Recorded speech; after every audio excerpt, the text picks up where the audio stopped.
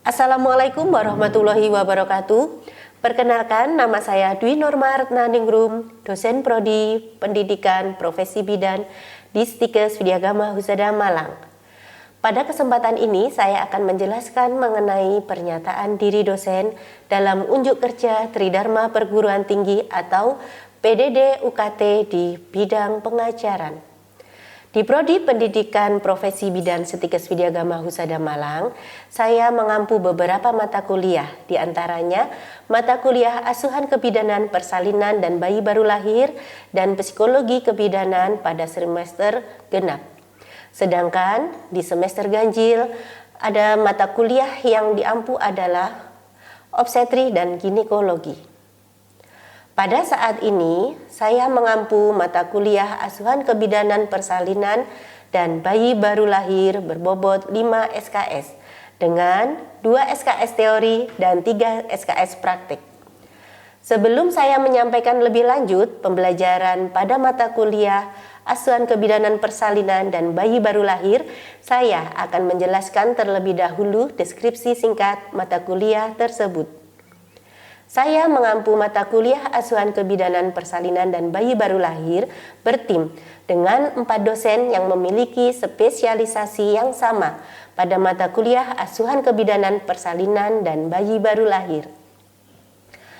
Mata kuliah ini membahas tentang konsep dasar asuhan persalinan normal, perubahan psikologi dalam persalinan beserta dampaknya, faktor 5P dalam persalinan serta sinkronisasi dan harmonisasi, manajemen nyeri dan tata laksana, kebutuhan dasar ibu bersalin pada kala 1 dan kala 2 persalinan, kebutuhan dasar ibu bersalin pada kala 3 dan kala 4 persalinan, penyulit dan komplikasi persalinan, demonstrasi asuhan persalinan fisiologis dan patologis, adaptasi bayi segera setelah lahir, asuhan bayi baru lahir dalam 2 jam pertama, pengkajian bayi baru lahir, pendokumentasian asuhan persalinan dan bayi baru lahir.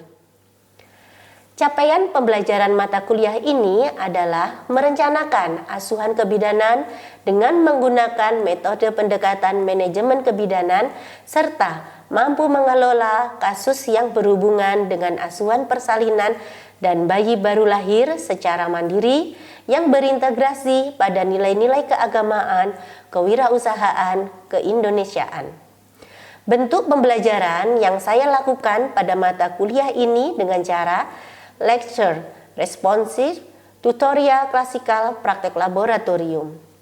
Metode pembelajaran yang saya terapkan yaitu small group discussion, recovery learning, role play atau simulation, demonstrasi, bedside teaching.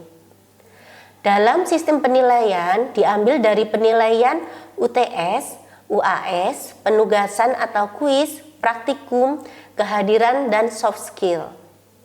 Setelah menjabarkan deskripsi singkat mata kuliah Asuhan Kebidanan Persalinan dan Bayi Baru Lahir, saya akan menjelaskan teknik pembelajaran yang saya gunakan, yaitu dengan teknik DIA.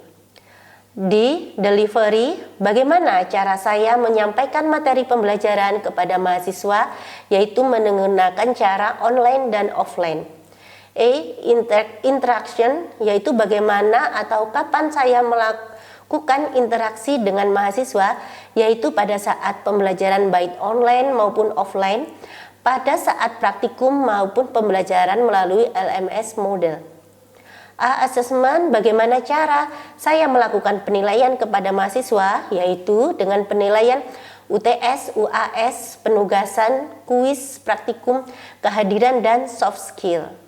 Berikut cuplikan video pembelajaran saya secara tatap muka di kelas. Mata kuliah yang saya ajar adalah mata kuliah Asuhan Kebidanan Persalinan dan Bayi Baru Lahir dengan topik preeklamsi dalam kehamilan.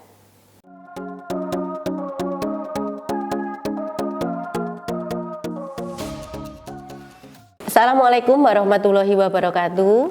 Waalaikumsalam warahmatullahi wabarakatuh. Selamat pagi semuanya. Bagaimana sehat hari ini? Sehat. Baik, untuk pembelajaran asuhan kebidanan persalinan ini pada kali ini akan mempelajari tentang preeklamsia pada kehamilan. Nah, apakah masih ingat mungkin yang minggu lalu dipelajari? Ya, apa aja itu mungkin bisa disebutkan? Retensio placenta, ya benar. Terus apa lagi adik-adik? Atonia uteri, terus persalinan dengan komplikasi. Baik, untuk pembelajaran tentang preeklamsi pada pagi hari ini, yaitu nanti kita akan mempelajari tentang definisi dari preeklamsi, terus kemudian patofisiologi, kriterianya, dari klasifikasi, faktor resiko, dan dampak preeklamsi itu sendiri, kemudian penata laksanaan secara umum seperti apa, dan indikasi-indikasi persalinannya seperti apa nantinya kalau terjadi preeklamsi. Selain itu juga ada beberapa pilihan untuk persalinan pada kasus preeklamsi. Selanjutnya ada manajemen intra dan juga postpartum. Baik, sebelumnya Bu Nurma absen dulu ya. Baik, sebelum kita ke materi, Bu Nurma absen dulu ya. Kristiasa, Lulu, Maria, Nurrohma, Monica, Sylvia. Baik adik-adik, sebelum kita memasuki pembelajaran pada pagi hari ini, marilah kita berdoa menurut keyakinan masing-masing. Semoga pembelajaran hari ini bermanfaat dan mudah dimengerti oleh adik-adik semua. Baik, berdoa mulai.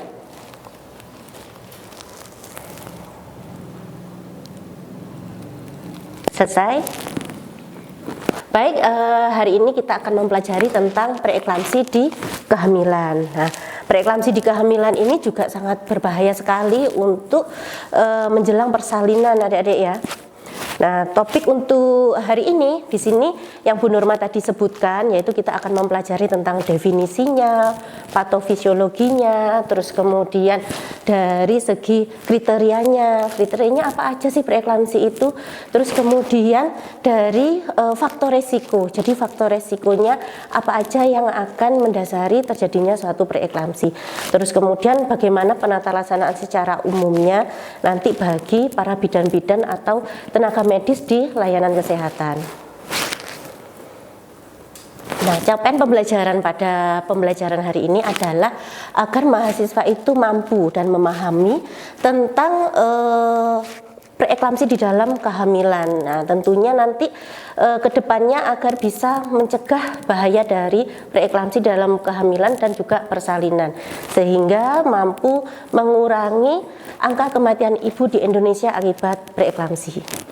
Untuk sistem penilaiannya yaitu ada UTS, UAS, tugas, kuis, terus kemudian di sini ada kehadiran dan juga ada soft skill. Jadi untuk penilaian ini tidak hanya dari segi materi aja adik-adik, tidak segi dari evaluasi dari UTS dan UAS aja, tetapi juga dari kehadiran, terus kemudian bagaimana soft skillnya di dalam pembelajaran ini, terus kemudian di dalam mengerjakan tugas atau nilai tugas dan juga kuis. Baik, definisi dari preeklamsi itu sendiri adalah terjadinya peningkatan atau hipertensi di dalam kehamilan, yaitu di atas usia 20 minggu ke atas. Nah, di sini selain hipertensi juga bisa berakibat atau bisa timbul karena adanya disfungsi endotel, atau di situ ada kelainan yang lain seperti protein urin, terus kemudian ada beberapa yang mungkin nanti bisa mendasari preeklamsi. Selain itu, preeklamsi sendiri merupakan trias kematian di Indonesia, yaitu faktor pemicu atau penyebab terjadinya kematian di Indonesia.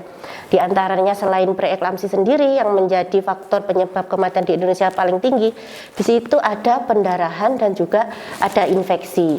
Nah, kenapa kita sangat perlu mempelajari tentang preeklamsi? Nah, karena angka kematian ibu di Indonesia itu akan menjadi faktor atau menjadi suatu tolak ukur bagi negara apakah dia maju atau berkembang itu dilihat dari angka kematian yang ada di negara tersebut.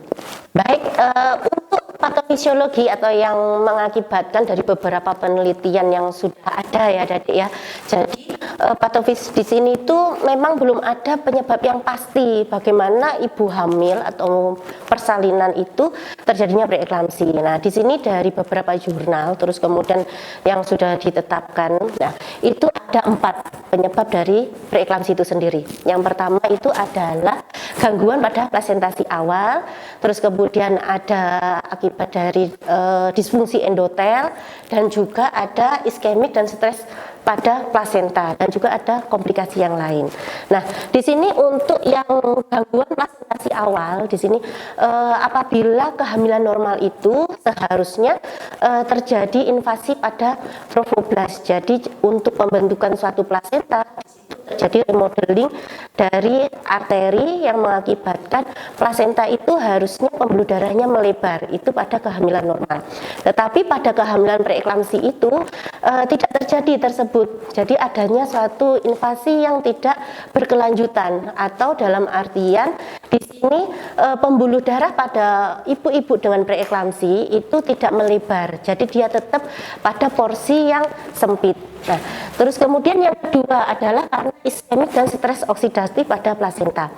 Akibat dari pembuluh darah yang tidak melebar itu tadi, karena remodeling yang tidak sempurna, di situ akan mengakibatkan terjadinya iskemik. Iskemik di situ adalah dia peredaran darah di plasenta itu berkurang atau tidak lebih banyak, sehingga di situ akan mengakibatkan sirkulasi pembuluh darah di plasenta mengecil, terus kemudian asupan darah di plasenta kurang banyak, oksigen juga tidak mencukupi, sehingga akan memicu terjadinya pemunculan dari sitokin-sitokin inflamasi yang mengakibatkan nanti terjadinya stres oksidatif dan juga iskemik. Nah, karena kondisi-kondisi tersebut sehingga di situ akan mengakibatkan memunculkan di dalam tubuh dari pasien atau dari plasenta yang mengalami disfungsi endotel tersebut akan mengakibatkan penambahan dari anti-angiotensin, yang contohnya adalah SLVLT, terus kemudian interleukin di sini salah satu contohnya yang mengakibatkan terjadinya peradangan itu adalah TNF alfa, sehingga terjadinya stres oksidatif itu akan memicu terjadinya disfungsi endotel. Nah, kondisi disfungsi endotel tersebut sehingga memicukan sitokin-sitokin yang untuk angiotensin tersebut lebih meningkat, atau dalam artian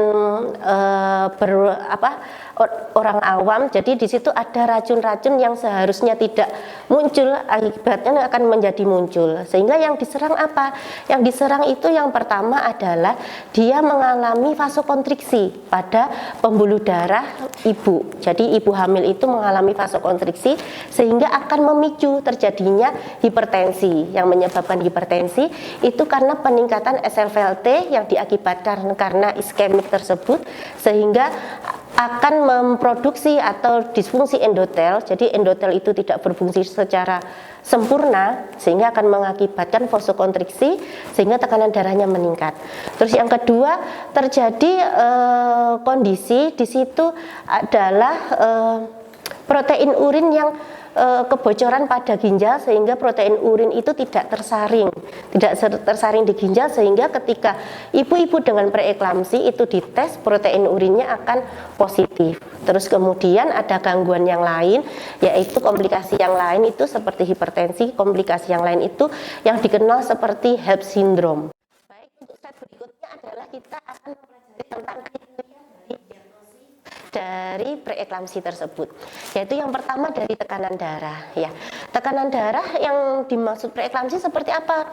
Preeklamsi itu akan melihat atau diagnosanya itu biasanya timbul dari tekanan darah yang meningkat, yaitu dikatakan meningkat bila tekanan darah sistolnya itu di atas 150 dan juga diastolnya di atas 90. Nah, terus kemudian ada juga protein urin. Nah, protein urin di sini apabila kita melihat melihat tentang stick, kalau misalnya kita lihat di stick itu biasanya berkisar kurang lebih plus 1 atau plus 1 ke atas. Kalau misalnya protein itu kita lihat dalam laboratorium, di situ kapasitasnya atau yang dikatakan lebih itu bila 300 ke atas. Terus kemudian misalnya ibu itu tanpa tekanan darah yang meningkat dan juga tanpa adanya protein urin, Bu, tetapi di situ ada maksudnya ada gejala-gejala HELLP syndrome itu tadi. Nah, itu tetap akan dikategorikan termasuk di dalam preeklamsi. Untuk klasifikasi dari preeklamsi itu terjadi pergeseran, adik-adik. Kalau dulu klasifikasi dari preeklamsi itu ada preeklamsi ringan, berat, dan eklamsi. Nah, tetapi karena dirasa dari beberapa evaluasi kalau diklasifikasikan dalam ada yang ringan, ada yang berat, takutnya para tenaga medis atau orang-orang awam itu biasanya menyepelekan, oh ini cuma preeklamsi ringan aja, jadi nggak perlu lah buru-buru ke rumah sakit atau santai aja kan masih ringan. Nah, sehingga di sini ada perubahan untuk klasifikasinya, yaitu preeklamsi tanpa gejala berat dan preeklamsi dengan gejala berat. Yang dikatakan preeklamsi tanpa gejala berat seperti apa? Di situ preeklamsi dengan peningkatan tekanan darah ataupun protein urinnya positif, tetapi tidak ada gejala berat. Gejala berat itu contohnya misalnya ada gangguan nyeri hati, terus kemudian penglihatan kabur, terus ada lagi yang menyebutkan adanya pecahnya pembuluh darah. Nah, tanpa ada itu tergolong adalah preeklamsi tanpa gejala berat. Tetapi yang dimaksud gejala berat di situ selain dari tekanan darah yang meningkat, terus kemudian adanya protein urin, di situ juga adanya di situ pecahnya pembuluh darah, nyeri epigastrium atau penglihatan kabur, dan juga bisa disebabkan atau ada timbulnya kejang. Nah, itu tergolong preeklamsi dengan gejala berat. Ya. Risiko preeklamsi di sini diantaranya adalah riwayat sebelumnya. Kenapa riwayat sebelumnya itu sangat mempengaruhi ya? Jadi di situ adalah merupakan tergolong faktor risiko terjadinya preeklamsi di kehamilan berikutnya. Sehingga konselingnya kita harus tahu apakah ibu pernah mengalami preeklamsi sebelumnya atau tidak. Terus kemudian yang kedua adalah kehamilan pertama. Nah, kenapa kehamilan pertama itu juga mempengaruhi atau masuk ke dalam faktor risiko preeklamsi? Karena ibu dengan kehamilan pertama itu adalah pertama kali terjadinya invasi trofoblast. Jadi pembentukan dari plasenta itu kan baru pertama kali terjadi pada tubuh tersebut. Jadi tidak setiap ibu hamil atau wanita itu dalam kehamilannya itu terjadinya invasi pada trofoblastnya itu berjalan normal, sehingga di situ juga termasuk faktor risiko. Kemudian usia di bawah 18 tahun atau di atas 35 tahun. Terlalu muda juga sangat beresiko terjadinya preeklamsi, atau bahkan bukan terlalu tua maksudnya ya, terlalu matang ya, atau di atas 35 juga sangat beresiko. Terus kemudian kondisi badan, obesitas, kehamilan ganda, riwayat penyakit kronis, di situ akan memperberat kerja alat vital atau sistem organ di dalam tubuh ibu hamil tersebut lebih berat lagi, sehingga akan memicu terjadinya resiko preeklamsi yang bertambah berat. Baik, untuk penata laksanaan umum pada preeklamsi tersebut itu yang pertama kita harus tahu, adik-adik, kita harus tahu tujuan dari penata laksanaan ini apa. Yaitu tujuannya adalah kita menstabilkan kondisi ibu. Jadi bagaimana menstabilkannya? Yang pertama adalah kalau misalnya kita melihat adanya tekanan darah yang meningkat, kita harus menstabilkan tekanan darah tersebut, yaitu misalnya pemberian obat-obat yang antihipertensi ya, seperti misalnya amlodipin, nifedipin, seperti itu. Terus kemudian kita pemberian obat-obatan. Nah, obat-obatan di sini fungsinya adalah untuk menstabilkan. Nah, salah satu selain dari antihipertensi tersebut ada juga SM namanya ya, MGSO4. Nah, MGSO4 itu ada yang 40%, ada yang 20%. Nah, di sini gunanya untuk apa? Di sini gunanya adalah untuk agar pasiennya itu tidak kejang, adik-adik. Nah, kalau sudah diindikasikan adanya preeklamsi ketika persalinan, itu harapannya adalah agar persalinannya berjalan dengan lancar dan tidak kejang, sehingga perlu adanya injeksi atau pemberian obat seperti MgSO4 ini. Nah, saat kapan diberikannya? Nah, saat menjelang infartu, adik-adik. Nah, infartunya itu mau proses persalinan SC atau proses persalinan normal itu harus diberikan, ya. Karena kenapa? Karena dengan adanya tindakan, misalnya kalau mau lahir normal kan ada peningkatan rasa nyeri. Kalau ada peningkatan rasa nyeri, di situ akan merangsang jantung itu memicu darah lebih cepat. Nah, ketika lebih cepat, yang ditakutkan adalah kalau sudah ada hipertensi di situ akan meningkat tekanan darahnya. Sehingga apa yang ditakutkan adalah kalau peningkatan tekanan darah yang berlebihan, nah ibunya itu bisa kejang karena rangsangan untuk ke saraf pusatnya itu bisa terganggu, ya. Terus kemudian di sini ada monitoring. Nah, monitoring di sini itu terkait dari tanda-tanda vital dan juga kondisi pemberat lainnya, seperti HELLP syndrome itu tadi, kondisi organnya bagaimana, sehingga untuk monitoringnya itu tidak hanya pada tensinya aja. Jadi dari komplikasi yang lain mungkin bisa ditimbulkan dari preeklamsi. Nah, berikut ini kita akan mempelajari tentang manajemen intra dan postpartum. Manajemen intrapartum, di situ kita yang pertama adalah memantau tekanan darah dan kondisi kejang pada ibu hamil. Terus kemudian yang kedua kita pemberian SM atau MgSO4, yaitu untuk mengatasi terjadinya kejang. Terus kemudian pemantauan pada postpartum, di situ yang pertama adalah tetap kita memberikan resiko terjadinya eklamsi atau resiko terjadinya kejang itu masih tinggi, yaitu sekitar 48 sampai 72 jam setelah persalinan. Jadi ketika menghadapi atau mendapati pasien dengan kondisi preeklamsi, di situ ketika sudah melahirkan kita tidak boleh bersantai ya adik-adik ya. Nah, di situ kita harus tetap memantau. Memantaunya bagaimana? Memantaunya adalah melihat apakah kondisi eklamsi terjadi pada ibunya atau tidak, bagaimana tekanan darahnya. Jadi kita harus tetap memantau kondisi tersebut. Nah, berikutnya adalah ini merupakan referensi dari pembelajaran pada hari ini. Nanti boleh dilihat jurnalnya untuk mengetahui apakah lebih dalam lagi tentang preeklamsi, ya. Itu diantaranya dari Raharjo. Di sini kebetulan ada Bu Nurma yang melakukan penelitian tentang EVO, extra virgin olive oil tersebut, yaitu untuk melihat kondisi preeklamsi bagaimana terpaparnya terhadap herbal di Indonesia. Jadi pencegahannya harapannya nanti biar kedepannya ada penelitian yang lebih lanjut lagi untuk penetapan dari efektivitas dari EVO sendiri, ya. Nanti bisa dilihat. Mungkin ada pertanyaan dari pembelajaran hari ini. Saya Ibu. Ya. Pertanyaannya, apa yang menjadi penyebab utama hipertensi pada preeklamsia menurut patofisiologi yang dijelaskan? Nah, baik, terima kasih pertanyaannya. Baik, terjadinya hipertensi pada kondisi preeklamsi menurut patofisiologinya, di situ diakibatkan terjadinya disfungsi endotel pada pembuluh darah. Nah, kondisi pembuluh darah yang mengalami disfungsi endotel di situ akan memicu kondisi vasokonstriksi, yaitu pembuluh darahnya akan mengacil dan mengakibatkan hipertensi dan bisa memicu terjadinya kelainan-kelainan di organ lainnya. Baik, ada yang bertanya untuk selanjutnya? Iya. Mengapa preeklamsia bisa berbahaya meskipun tekanan darah ibu sudah terkontrol dengan obat antihipertensi?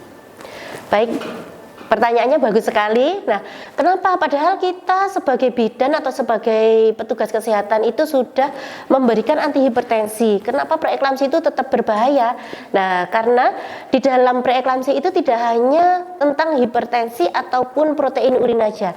Di situ preeklamsi itu akan mempengaruhi organ yang lain, yaitu terjadinya vasokonstriksi, terjadi patofisiologi tersebut akan memicu terjadinya HELLP syndrome, terus kemudian gangguan pada hati, gangguan pada koagulasi darah, sehingga akan membahayakan janin dan juga ibunya.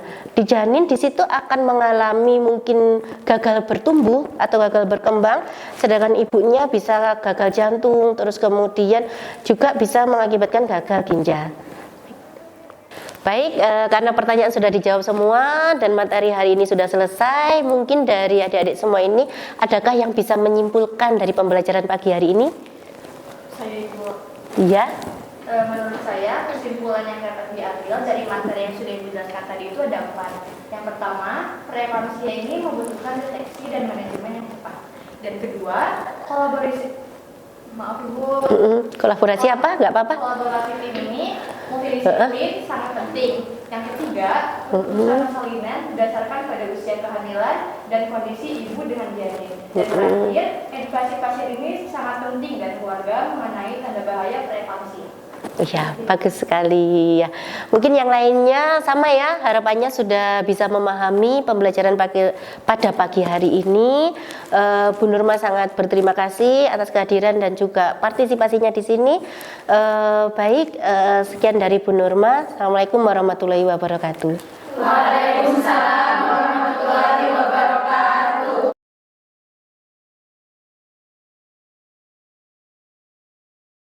Demikianlah cuplikan video pembelajaran mata kuliah asuhan kebidanan, persalinan, dan bayi baru lahir.